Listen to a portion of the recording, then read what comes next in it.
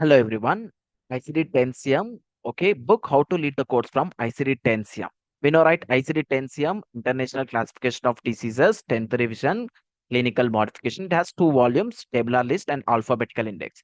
First, I will show you how to search the codes in alphabetical index. In alphabetical index, first we have name of the disease, then followed by code. Suppose I need the code for appendicitis.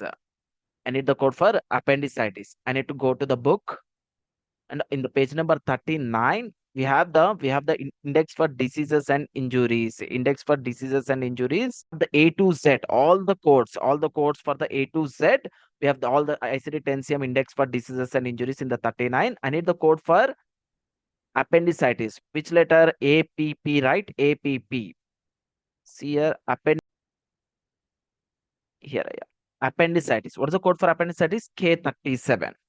If I need the code for diabetes, have the type 2 diabetes. We got here diabetes continued. Continued means the starting point is here, 11.9. Search the code for HIV and fever and write in your comment section. I will show you how to code, okay, with the acute appendicitis, those are called symptoms and carryover lines. I will show you in the my next video. Thank you everyone.